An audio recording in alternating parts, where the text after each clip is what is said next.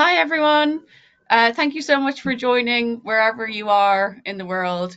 My name is Henny. I am a content producer here at Creator Economy Live, and I'm really excited to be joined by John and Ivan today, talking all on influencer content amplification. Um, Before we get into it, I just really want to know from our audience, like, why you signed up for this webinar today and what you want to get out of it in this 30 minutes. We do have planned questions, but we're open for a Q&A at the end. So please let us know. There's a chat function there somewhere on your screens where you can put your questions in. But while you're doing that, I'll let John and Ivan kind of tell you a bit about them and their experience with influencer marketing, and then we'll dive into the Q&A. So, John, do you want to start us off? Yeah, really excited to be here, and thanks for everybody online who's joining. I'm excited to chat about all things influencer content and the sort of holistic value that we try to derive from that. I'm the Chief Development Officer for Acceleration Partners. For those of you that don't know us, we're the world's largest partner marketing agency, and when we talk about partnerships, meaning both traditional affiliate marketing and influencer, and we sort of see them as a unified ecosystem.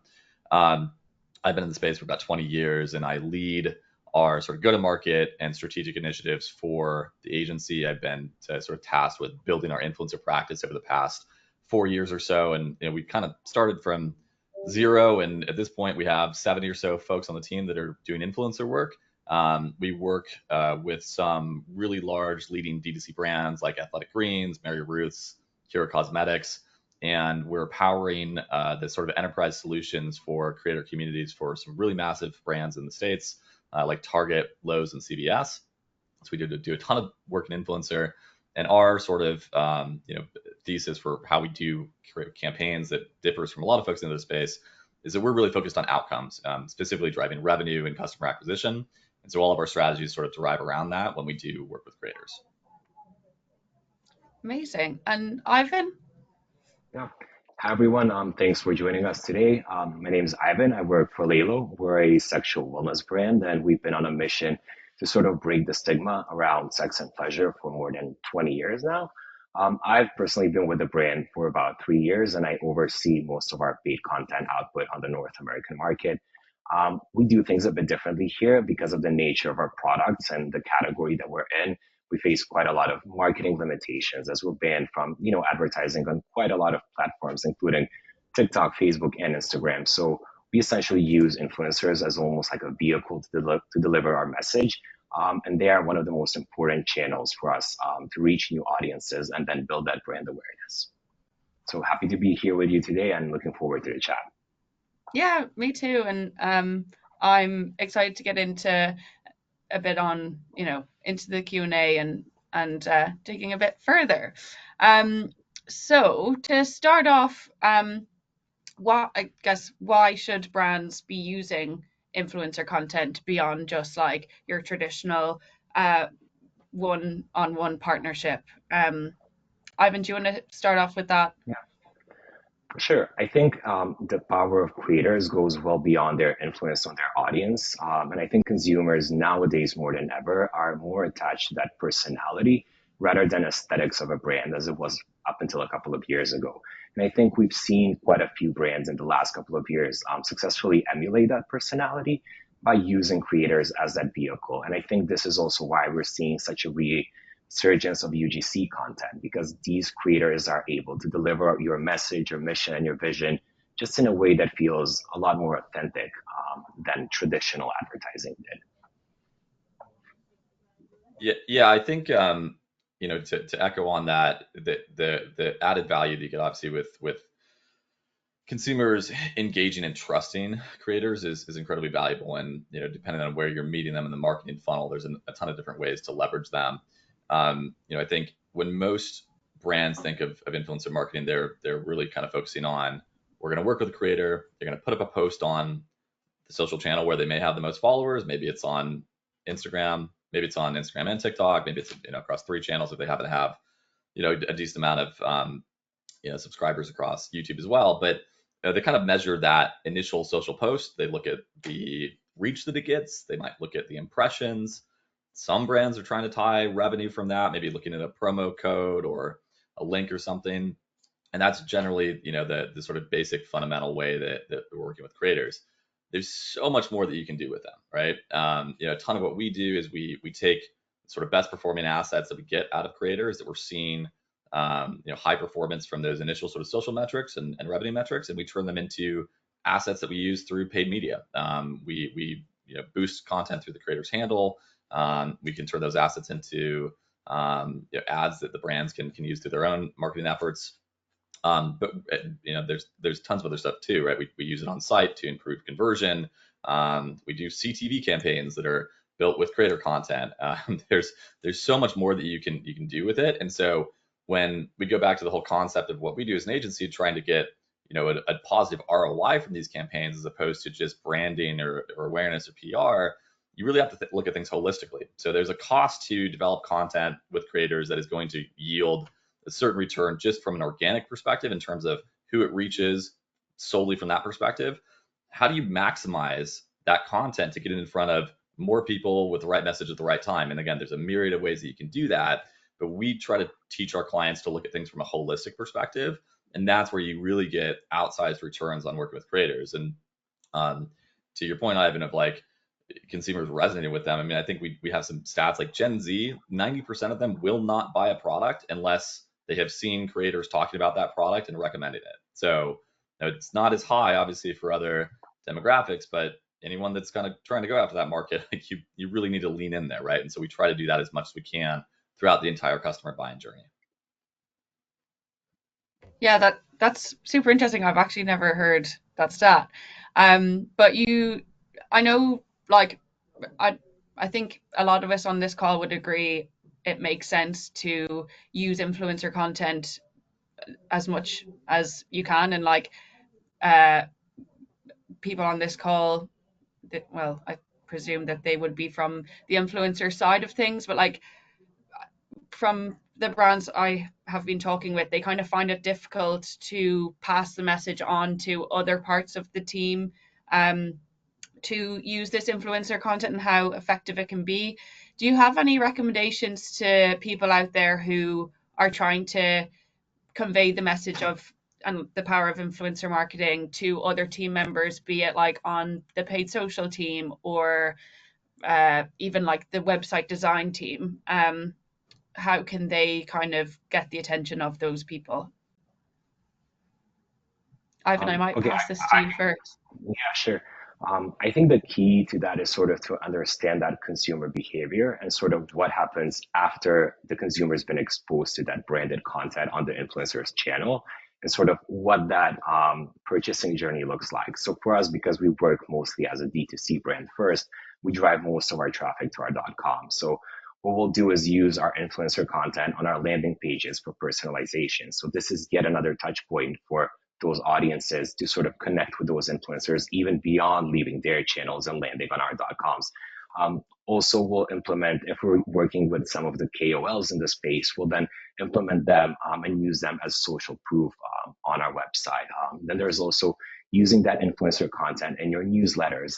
And one of the campaigns we recently did with a long-lasting partner we've been working with for more than 2 years now is we did a dedicated landing page that serves almost like a hub for her audience to when they land on Lelo.com, it's plastered with her photos and product recommendations and testimonials. So it's all about sort of trying to personalize that purchasing journey for the consumer.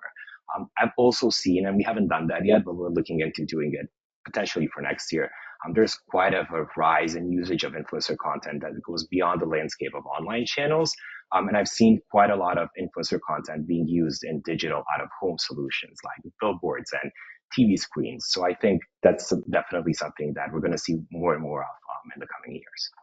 Yeah, we're seeing adoption, I think, across all marketing channels of creator content. I would say to your question, Henry, like how do you get buy-in or engagement from other channels? I mean, marketing organizations, in my perspective, shouldn't be run in silos to begin with, right? And for those brands that where influencer is sort of running that scenario and they're sort of again, only being measured on some of the things, maybe they sit in the brand team or they sit in the PR team and they're tasked with those sort of metrics. I think you're losing a lot of potential value out of what you can do with the channel, right, outside of that. And so we always, again, try to coach our clients to bring in other folks within the marketing organization, understand where creator content can help advance whatever those campaigns are. And so touching on a few of those things, I mentioned a couple of these sort of like customized landing pages and experiences, right? We work with folks like LoudCrowd or Superfiliate or Impact has a creator solution. They all build sort of storefronts and customized experiences so you can have that experience go through from creator content all the way through to site and on landing page. You have folks like Bazaarvoice where you can have creator UGC help with product reviews. Those are really effective, again, on site in terms of increasing conversion, right? So that's one of the teams that you can work with. Specific to paid media, again, what we see in our efforts when we do what we call amplification of influencer content, it's otherwise known as whitelisting or dark posting. Basically, you get access to the creator's handle so that you can take that organic content and you can then turn it into basically a paid ad and run it through Meta, TikTok. You're going to see the ROAS from that generally outperform branded paid social by 25, 35%. Your CPAs are going to be 20 to 30% lower. We see it pretty much unanimously across the board when we start doing these campaigns. And what happens really quickly is the paid social team gets very excited because all of a sudden they're able to smash their goals and they're going to start investing a lot more with this type of content.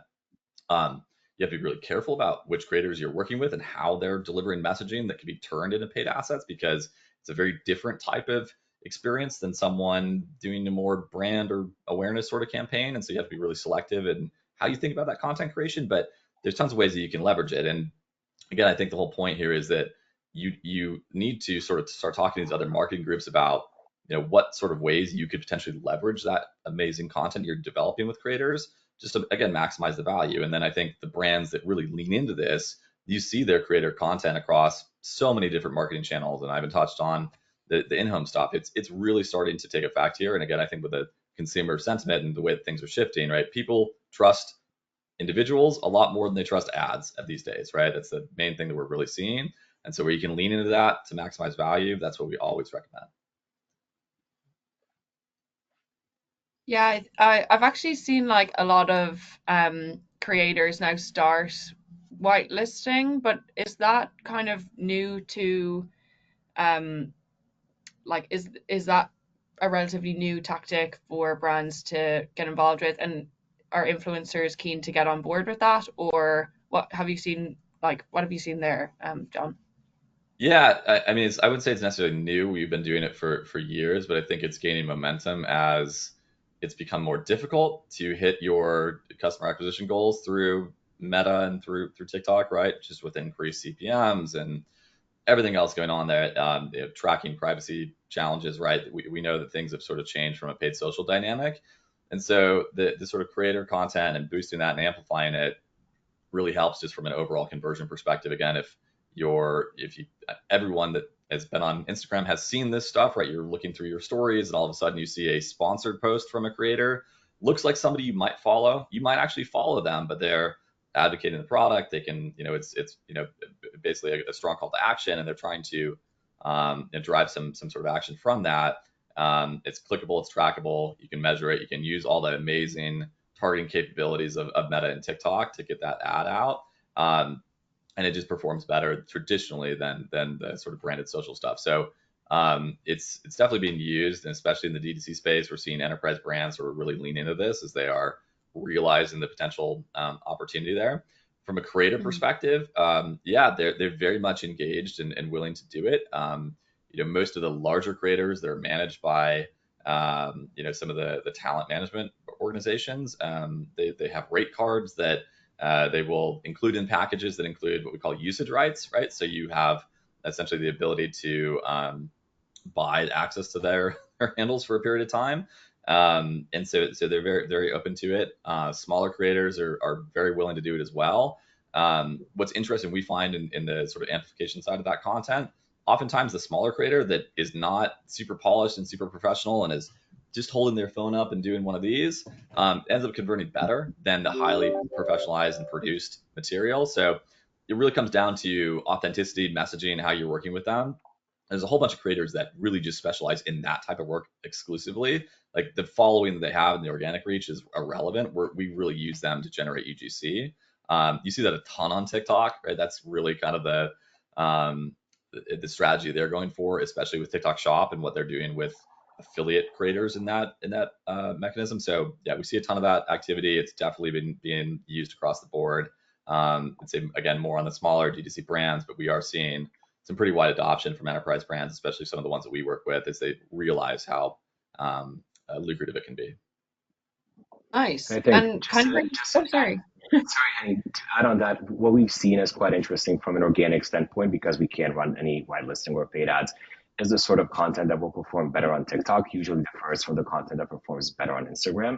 We believe it's due to the key demos that are on each of those specific platforms, but we've seen that on TikTok, a more authentic, sort of less produced video will perform better for us organically, as opposed to Instagram, where still we're seeing the more curated, sort of visually nicer videos get that better performance. And kind of is bringing me on to the next question that we have, but are you seeing, and we kind of already touched on this, but are you seeing a specific type of content work better on different channels? And like, speaking of channels, not just social channels, also like, are you using any other types of content anywhere else, and what does well where? So I think we've already mentioned sort of the newsletter that we use it on and our website, and I think we sort of touch on that. TikTok and the authenticity. I think Gen Z specifically appreciates more of an authentic and honest messaging, whereas in millennials, I think you can still get away with the messaging that was sort of it a couple of years ago.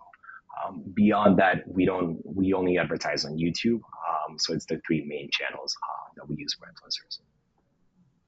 Yeah, I think you're spot on for what we see broadly across the board. You know, the TikTok content specifically, you know, the less professional, less polished stuff just seems to perform better in terms of those assets. I mean, but again, TikTok has a bunch of different ways in which you can create content. Where you have you know, posts that can be tied to a TikTok shop. They can have stuff that will link out to the brand site and do a D2C sort of campaign. We're seeing some velocity, a good amount of velocity with TikTok Live now. Right? There's some really interesting data points that come out of there. Individual creators that have a large following can clear 7 figures in a live stream in terms of the GMV. So like, there's a really interesting, you know, stuff that's going on there. On Meta, right? When we think of the main way we've driven customer acquisition with organic stuff, for the most part, has been through stories, just because there's a swipe up action on that content that can be leverageable, and we can run you know, paid through that, and that seems to be the highest performing for what we've seen. But we do a ton of stuff with Reels as well. Static posts for the most part don't really do anything. That's really kind of a more brand PR sort of angle. So when we're trying to, again, drive acquisition, it's primarily through stories and Reels. And you know, on YouTube, you know, there are certain review and longer form content that can be effective at driving action. A lot of the stuff we do with YouTube is around sort of sponsoring of posts and content when it's really relevant to the audience. So this video is brought to you by this brand, and sort of highlight the value of that, and they go into the actual content.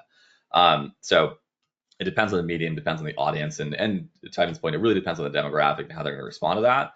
So we have to be thoughtful as we're developing content and working with specific creators in terms of what their audiences are and how they're going to react. And bringing it kind of back to that, like, cross-functional working with different teams, curious on how people should measure the success of, say, for instance, influencer content in, you know, in an email, or like, what kind of key performance metrics are you looking at to evaluate the success of different campaigns using influencer content? And then also, like, a hot debate is sometimes who takes that credit of the success. But yeah, would like to get both of your thoughts on that. I think on our end, there's quite a lot of A/B testing. We love the good old model. And I think just comparing that performance with or without influencer amplification is a good indicator whether something works or not. I would say it's a quite of a tricky landscape because as a D2C brand, we're used to having like backend access to all the possible analytics that you can have. And I think this is why influencer marketing works as such a fine-tuned machine. And then going from there, so as long as you're amplifying content through digital channels, you still have that access and you still have all of those insights. However, it's sort of uncharted territory when you go into some channels that are either non-digital or out-of-home channels. I think what we've seen here is brand lift studies come into play, but as an influencer marketing first brand, for us, it's quite difficult to sort of let go of all of those insights and then be able to track that data. As I said before, like our clients for the most part, and the teams that we interface with are generally on the customer acquisition side of the business, so the performance marketers or growth marketers, right? So they're predominantly looking at revenue and customer acquisition. And as you can imagine, just the way that consumers engage with creator content, right? You are not tracking if you're using a link or a promo code.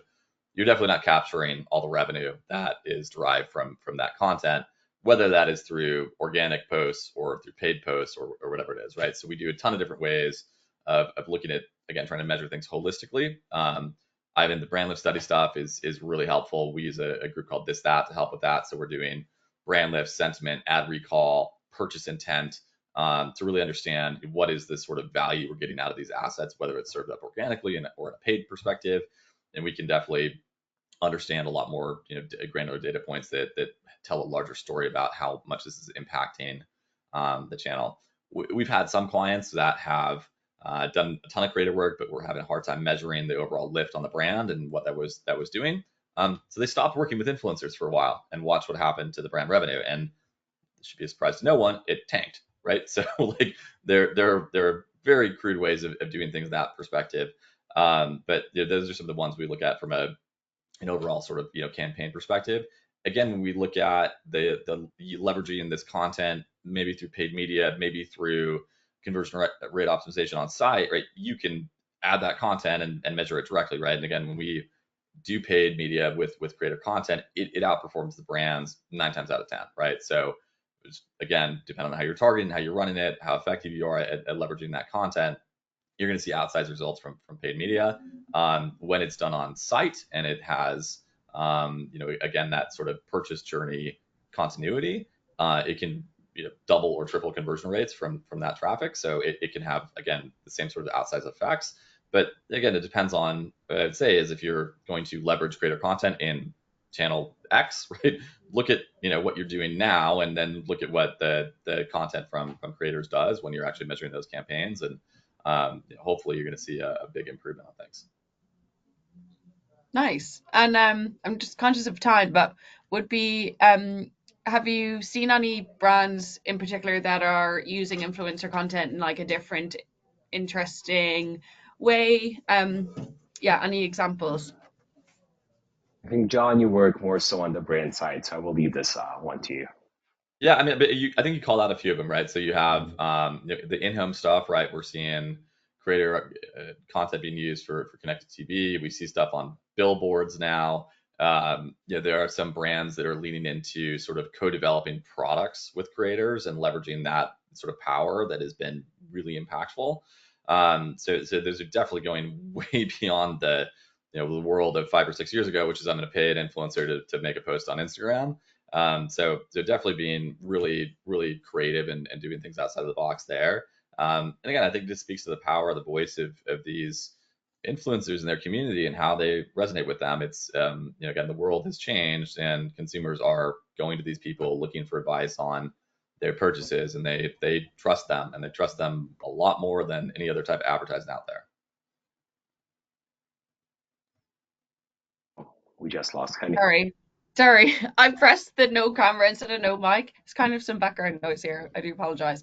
I was actually just gonna say, did anyone see Rhode, an influencer? I can't remember her name, but she did a product review on the Rhode blushes by Hailey Bieber, and she like gave a review on TikTok, and then Hailey brought her in and like got her involved with testing, and then I think that was like a great way of listening to people who are using your products, and like, yeah, I think brands should really get involved with that. Yeah, I had another example, but now it's gone out of my head. But that was one that I kind of, yeah, had seen recently. Um, we do have some questions in the chat. One of them is, how can you optimize influencer content for paid media?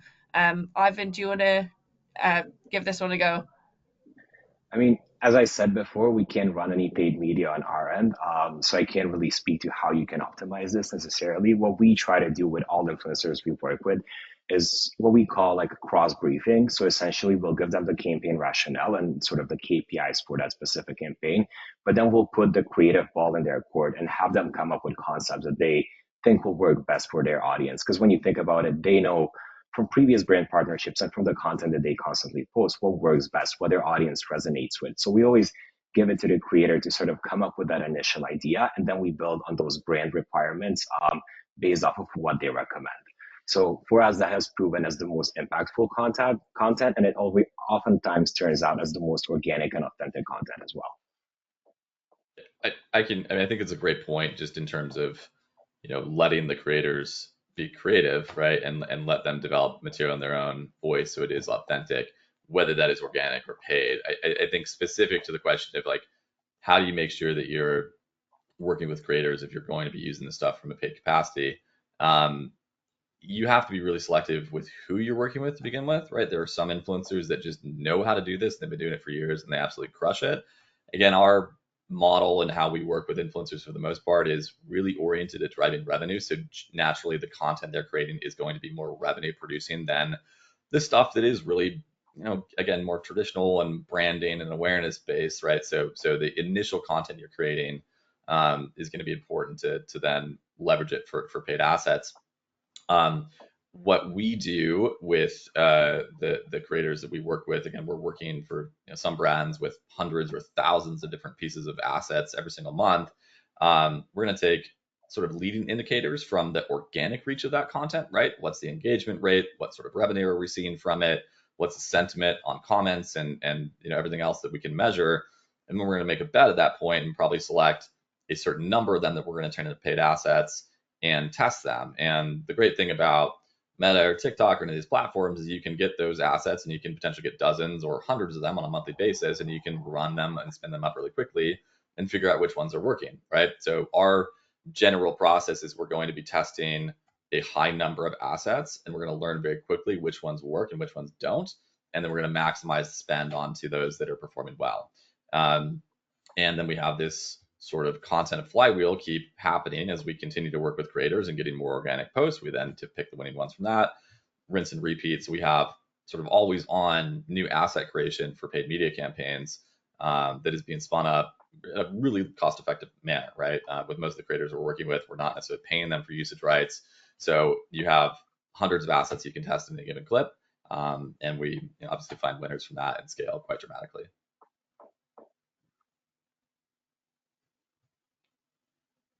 Oh, you're muted, Henny. And you're muted. Sorry, thank you.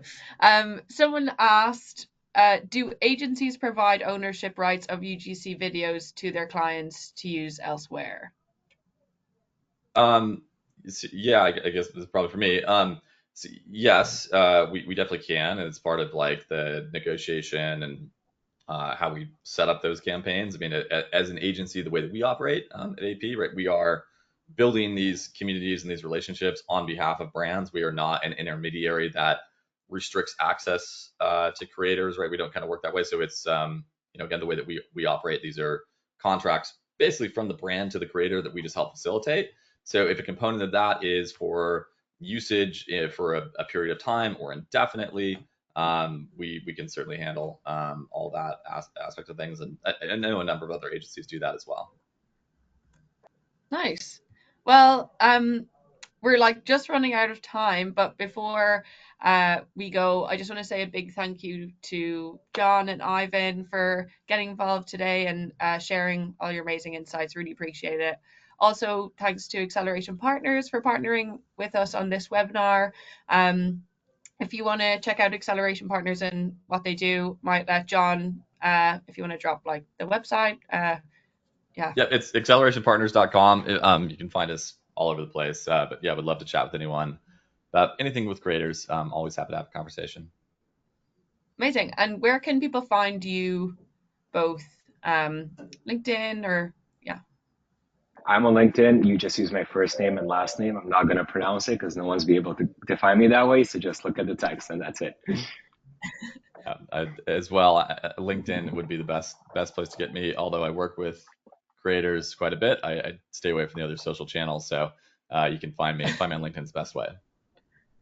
Nice. And if anyone wants to like hear more about this type of content, if you enjoyed today, we have like an album of previous webinars that we have hosted before.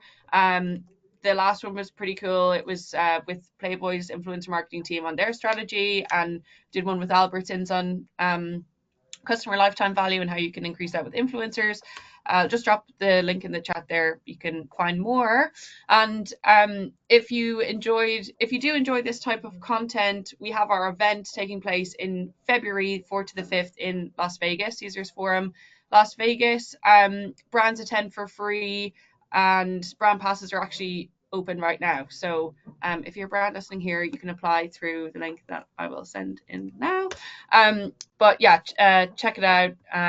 It will be full of panels, conversations. John and Ivan will be there. And yeah, thank you so much. Thanks, everyone. Thanks, Kenny. Thanks, John. And thanks, everyone, for joining. Bye. Bye.